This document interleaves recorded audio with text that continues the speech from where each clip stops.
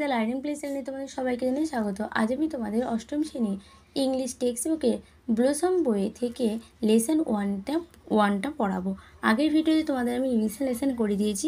আজ আমি তোমাদের লেসন 1 থেকে শুরু করব। কি আছে? The wind cap. উইন্ড মানে কি? হাওয়া বা বাতাস, ক্যাপ মানে টুপি। তাহলে কি বলেছে? বলছে হাওয়া, টুপি। জেন ইওলেন, লেখককে জেন ইওলেন। বলছে Jane Hyatt Yolen, he is the American author. তিনি একজন আমেরিকাবাসী লেখক অ্যান্ড অথর এবং সম্পাদক ছিল অফ ভোকাল ফ্যান্টাস। বলছে ভোকাল মানে হচ্ছে লোকসম্পাদক, ফ্যান্টাস মানে হচ্ছে কল্পনা, সায়েন্স ফিকশন কল্পবিজ্ঞান এবং চিলড্রেন বুক, এবং তিনি শিশুদের বইও লিখেছেন। She has writing over 2080 books. তিনি 280টি বেশিও গ্রন্থ তিনি লিখেছেন। The best know of which are the Holocaust novel and the Devil অর্থমেটিক্স। এবং তার মধ্যে তিনি অতি পরিচিত দুটো বই কি? একটা হচ্ছে হ্যালোকাস্ট নোভেল আর এবং ডেভিড arithmetic. The present text it the editor version of the popular short story of the same name। এবং বর্তমানে এই পাঠ্যটি একই নামে জনপ্রিয় ছোট গল্পদের সম্পাদিত অংশ। এবার দেখো তোমাদের দুটো প্রশ্ন দিয়েছে, এই গল্পটা পড়ে প্রশ্নটা করলে তোমাদের সুবিধা হয়। আমি তোমাদের আগেই প্রশ্নটা করিয়ে দিচ্ছি, তারপর গল্পটা পড়াবো। কি বলেছে? বলছে do you think live on the ship on the sea is more enjoyable than living on land। তাহলে লিভিং মানে কি? জীবিত, শিপ মানে জাহাজ, সি মানে সমুদ্র, এনজয়েবল মানে হচ্ছে কি? আনন্দদায়ক। ল্যান্ড মানে জমিতে। বলছে তুমি কি মনে করো ডাঙায় থাকার চেয়ে সমুদ্রে জাহাজের ওপরে থাকাটা বেশি আনন্দদায়ক? আমি দেখো তোমাদের দুটো প্রশ্ন অ্যান্সার করে দিয়েছি। কি বলেছে?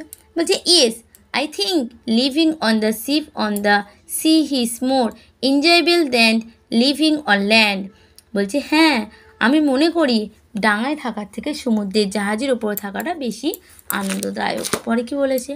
বলছে how do you think our living would change if you have magic মানে হচ্ছে জাদুঘর, পাওয়ার মানে হচ্ছে ক্ষমতা, টু কন্ট্রোল মানে হচ্ছে নিয়ন্ত্রণ, দ্য ওয়েদার মানে আবহাওয়া।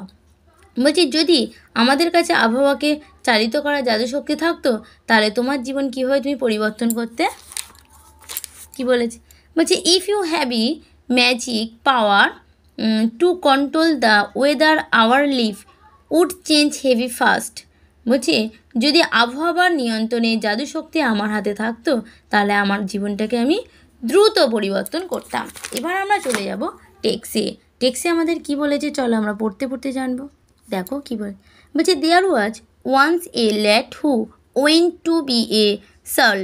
বলছে দেয়ার মানে সেখানে, ওয়াজ ওয়ান্স একদা, ল্যাড মানে বালক, বলছে একটা বালক চেয়েছিল, ওয়েন্ট মানে চেয়েছিল টু দ্য সার্ল নাবিক হতে, বাট কিন্তু his mother would not let him to go the sea মানে হচ্ছে সমুদ্র, কিন্তু তার মা তাকে সমুদ্রে যেতে দিত না।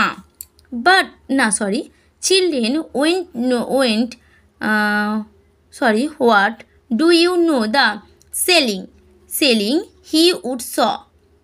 বলছে কিন্তু ছেলেটা বলছে তিনি বলতেন বাছা তুই নাবিকের কাজ, মানে মা বলতো তুই নাবিকের কাজ জানিস না। ইউ আর এ ফার্ম সন, তুই একজন কৃষকের ছেলে।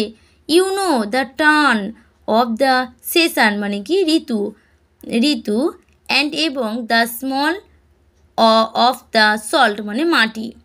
বলছে তুমি একজন কৃষকের পুত্র, ঋতু পরিবর্তন ও মাটির গন্ধ সম্পর্কে তুমি জানো, বাট কিন্তু you do not knew the sea সমুদ্র।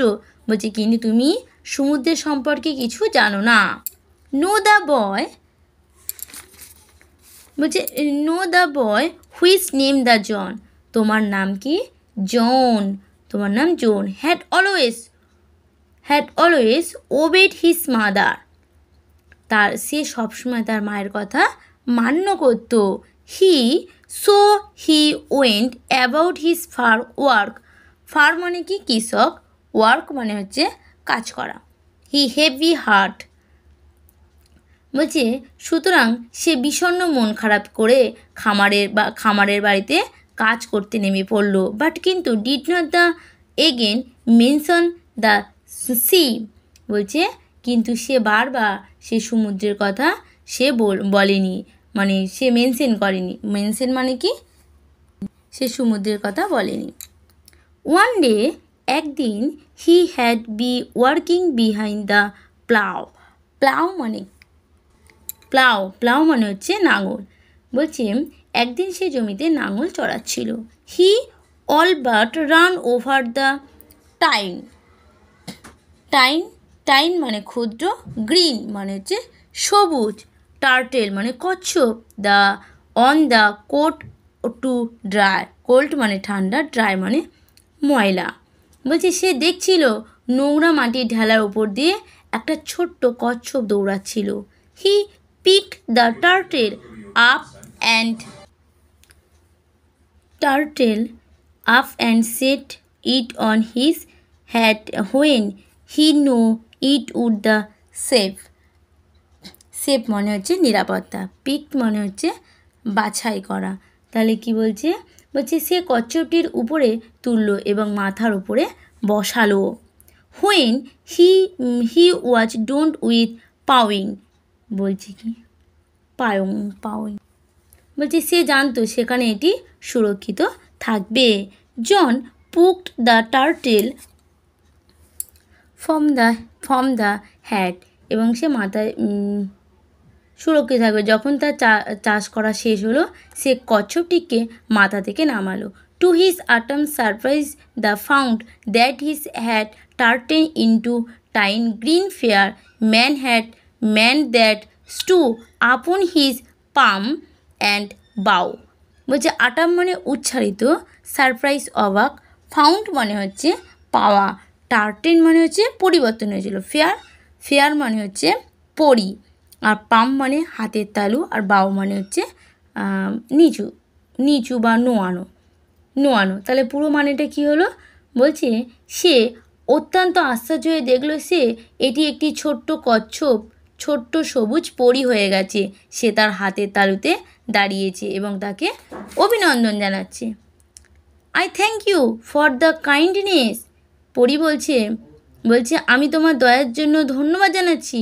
টেল me your heart decide and I will grant it no for saving my life. বলছে আমাকে তোমার মনের বাসনা বলো এবং আমি তোমার জীবনে শখ পূরণ করে দেব। সেড দ্য ফেয়ার, পরিটা বলল। জন ব্যাগ হ্যাড সেড নাথিং। জন অভিনন্দন জানিয়ে কিছুই তাকে বলল না। অলদো দ্য হ্যাড ইয়ারিং মানে আকাঙ্ক্ষিত to go about the sea বলছে যদিও তার মনের অর্ধ বাসনা ছিল সমুদ্রে যাওয়া, সে তার ইচ্ছা প্রকাশ করতে পারল না। He did not express his wish, সে তার মনের কথা প্রকাশ করতে পারল না। The green fair man could read the had easily so he had, কিন্তু গ্রিন পরিটা সে খুব সহজে তার মনের কথা বুঝে গেছিলো। ইজিলি মানে সহজ। I see you wish to go sailing বলছে আমি দেখতে পাচ্ছি তোমার ইচ্ছা জলপথে পরিবহন করা। Jones face answer for him, তোমার মুখে সেটা স্পষ্ট বোঝা যাচ্ছে। আজকে তোমাদের এই পর্যন্ত ভিডিও। যদি তোমাদের ভিডিওটা ভালো লেগে থাকে তাহলে একটা সাবস্ক্রাইব লাইক অবশ্যই করে দেবে। যদি ফেসবুক থেকে একটা ফলো করে দেবে, আর ইউটিউব থেকে দেখলে তোমরা একটা সাবস্ক্রাইব করে দেবে। আর অতি অবশ্যই একটা কমেন্ট কিন্তু জানাবে যে আমার ভিডিওটা তোমাদের কেমন লেগেছে।